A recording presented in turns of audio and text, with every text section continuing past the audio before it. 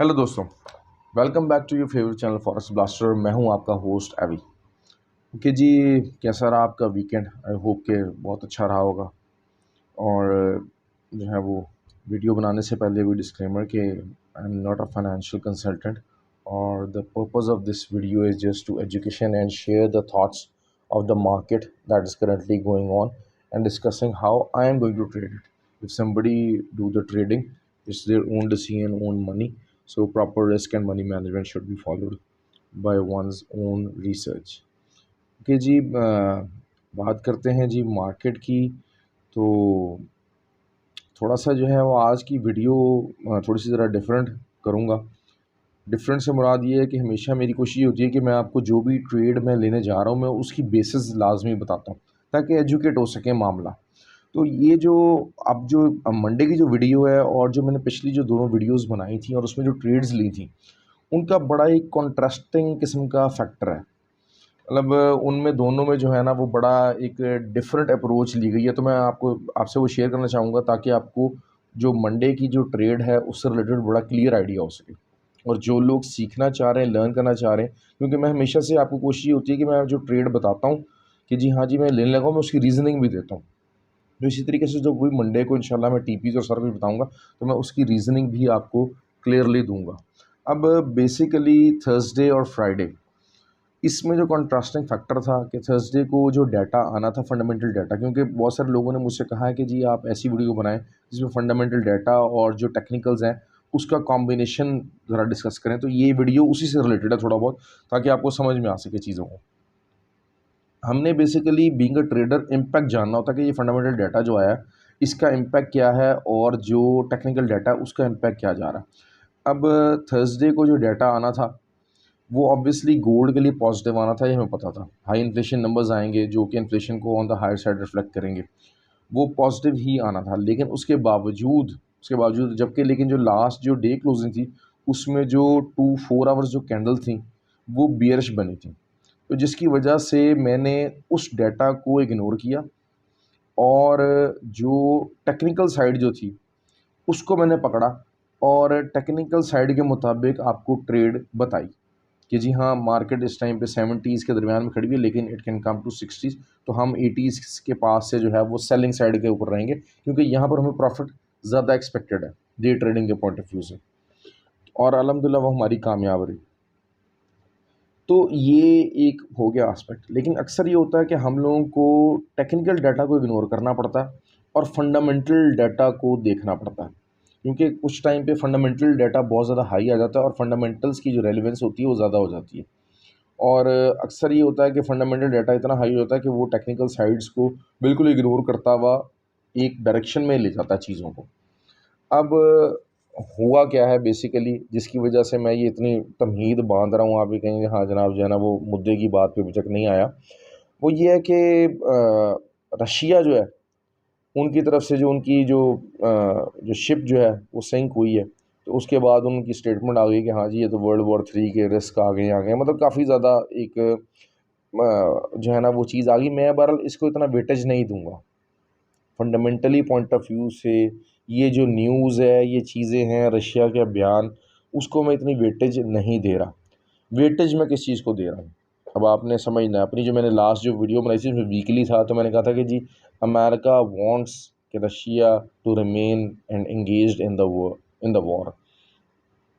तो जो मैं जिस चीज़ को वेटेज दे रहा हूँ वो दे रहा हूँ दो खबरों को। सबसे जो मेन चीज़ है, जो ब्रेकिंग और हेडलाइन न्यूज़ है फंडामेंटली, वो है जर्मनी से रिलेटेड। जर्मनी ने अपना जो बजट है उन्होंने कहा जी $120 बिलियन कि हम जो है ना वो अपने बजट को लेके जाएंगे, डिफेंस बजट को। और ऑब्वियसली जब ये डिफेंस बजट जाएगा तो डिफेंस बजट में जो डिफेंस में जो सबसे बड़ा जो इस टाइम पे सप्लायर है दैट इज़ अमेरिका। तो America will be straightly benefited out of it. लेकिन ये कि आफ्टर वर्ल्ड वॉर 2 जो है वो जर्मनी जो हमेशा से रिलक्टेंट रहा है अपने डिफेंस बजट को बहुत ज़्यादा इन्हांस करने में, जबकि यूएसए की डिमांड ये रही है कि 2% ऑफ द टोटल बजट जो है नेटो मेंबर्स जो है ना अपने टोटल जो उसका वो बजट है उसका वो 80 से एटलीस्ट जो है वो रेवेन्यू का वो अपना जो है वो डिफेंस की तरफ जो है ना वो एक्सपेंडिचर्स करें। तो ये एक बहुत बड़ी ख़बर है कि जर्मनी का आफ्टर सेकेंड वर्ल्ड वॉर इस तरीके से स्टांस चेंज होना, this is a high high fundamental news. I don't know कि बहुत सारे जो हैं वो वीडियोस बन रही हैं चीज़ों को जो कर अब, लेकिन अब हुआ क्या, मंडे का आ जाते हैं गोल्ड की मार्केट के ऊपर। अब इसका इम्पैक्ट क्या हो रहा है?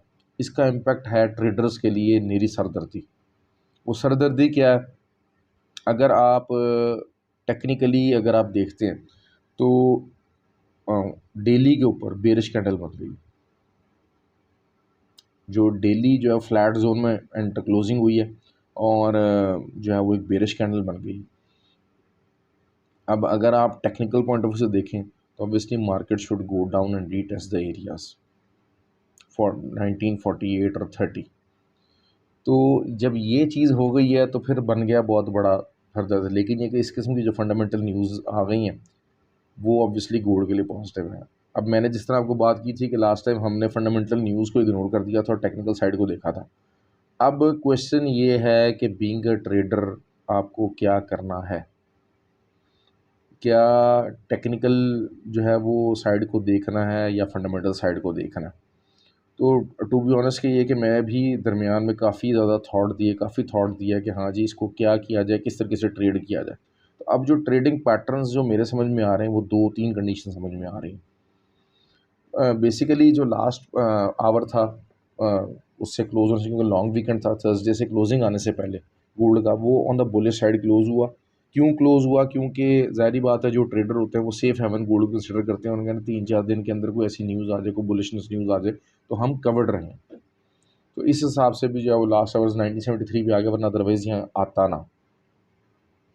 अब मेरे हिसाब से जो न्यूज़ है उसमें आप समझ लें कि जो है वो बुलिश साइड जो है उसको देखना पड़ेगा हमें प्रीडोमिनेंटली। लेकिन उसके एंट्री पॉइंट्स और स्टॉप लॉस और वो क्या होगा उस पे बात कर लेते हैं।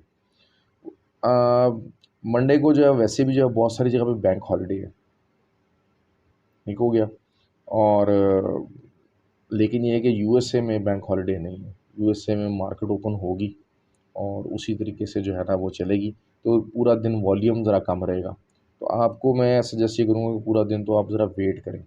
लेकिन अब जैसे मार्केट 1973 के ऊपर क्लोज़ हुई है, इसमें 2-3 कंडीशन है। एक दफ़ा 1960 से जो है ना मार्केट ने जंप लिया। अब हमने थोड़ा-सा ज़रा बाइंग की तरफ देखना, सेलिंग को ज़रा अवॉइड करना। तो अगर तो 1960 को दोबारा से मार्केट ब्रेक करने के लिए आती है, ठीक हो गया, और ब्रेक नहीं कर पाती और उठ जाती है, ठीक हो गया, उठ जाती है और 1980 क्रॉस कर जाती है, ठीक हो गया, 1980 क्रॉस कर जाती है, 81-82 का बैरियर तोड़ देती है, तब तो आप वहाँ से बाय पोजीशन लेंगे और बाय पोजीशन होगी अप टू 2005 तक, और उसका जो एसएल होगा वो होगा 1966। थोड़ा सा बड़ा एसएल बता रहा हूँ क्योंकि 68 का जो है वो पेवट है, तो फिर उसके हिसाब से बताना पड़ेगा। दूसरी कंडीशन क्या है कि 1960 से उठती है लेकिन ब्रेक नहीं कर पाती 1980, तब आप यहाँ पर सेलिंग भी ले सकते हैं, लेकिन रिस्की सेलिंग होगी दोबारा 85 के एसएल के साथ। लेकिन वो अगर रिस्क अगर आपका कामयाब हो गया, जो आप जिसको समझें, अगर तो रिस्क आपको कामयाब हो गया तो market will go up to 1950 और फिर वहाँ से आप बाय लेंगे। वो बाय उसी तरह से मैंने आपको बताया कि 2 एंट्रीज़ लेंगे। अगर आपने 2 लॉट्स लेनी है तो 1-1 लॉट की 2 एंट्री लेंगे। अगर आपने 4 लॉट्स लेनी है तो 2-2 लॉट्स की 2 लॉट्स लेंगे। उसका जो पहला टीपी होगा, ये थोड़ा-सा ज़रा इंट्राडे से हट जाएँगे हम, 1 दिन 2 दिन तक ये ट्रेड चल सकती है। अगर हम 1950 से बाय लेते हैं तो आप जो इंट्राडे उसको 2005 का होगा, उसका आपका पहला डीपी, एक ट्रेड आप अपनी वहाँ पर क्लोज़ करेंगे। और जो दूसरा जो होगा my would I am going to keep that like that, वो 2075 तक होगा। क्योंकि 2005 से लेके 2075 तक अननोन टेरिटरी है, कोई सपोर्ट, कोई रेजिस्टेंस कुछ नहीं है वहाँ पर, कुछ नहीं हमें पता। और अगर जो है वो 2075 ब्रेक हो जाता है, इस वीक में तो बहरहाल मुश्किल लग रहा है, और अभी बहरहाल इतना ब्रेक होना मुश्किल लग रहा है, ये अंडरस्टैंड कि बिल्कुल ही फुल ऑन वॉर स्टार्ट हो जाए, सारा कुछ हो जाए, वो एक अलग चीज़ है। तो 2075 के बाद थोड़ी सी रिट्रेसमेंट आ सकती है, फिर 2005 के एरिया को रिटेस्ट करेगा, नए एरियाज फॉर्म होंगे, सारा कुछ होगा, और फिर तब तक उम्मीद है कि मई आ जाएगा और वो रेट ऑफ चेंज का भी जो है ना मामला आ जाएगा। तो ये मैंने आपको तीनों पोजीशंस बता दी हैं कि 1960 से अगर बाय लेना है तो किस कंडीशन में लेना है, 1982 से अगर बाय लेना है तब किस कंडीशन में लेना है, और 1950 से अगर बाय लेना है तब क्या लेना है, और 1980 से अगर सेलिंग लेनी है या 1970 से सेलिंग लेनी है तब किस कंडीशन में लेनी है। अभी 12 शॉर्ट ट्रेड में बता दूं कि 1973 जो है वो अगर एरिया, तो 1976 जो है ना वो इसका सेलिंग, इसका जो है ना वो रेजिस्टेंस है, माइनर से रेजिस्टेंस है, लेकिन ये कि रेजिस्टेंस है 12। तो हो सकता है कि उनको वॉल्यूम भी कम लगे स्टार्ट में, अगले दिन जो है वो वॉल्यूम थोड़ा सा कम होगा, सारा कुछ होगा, तो वो फिर मार्केट वहीं से ही रिट्रेस होकर नीचे आ जाएगी। तो वहाँ से भी हो सकता है कि 1968 तक का पिवट पॉइंट है, 1968 से दोबारा से जो है ना जंप करे और दोबारा 1980 को रीटेस्ट करे। तो ये चीज़ें रेंजेस मैंने आपको बता दी हैं, इसके दरमियान में आपने पंगे नहीं लेने कि अच्छा जी मैं यहाँ से ये कोई 6-7 पिप्स की वो ले लूँ।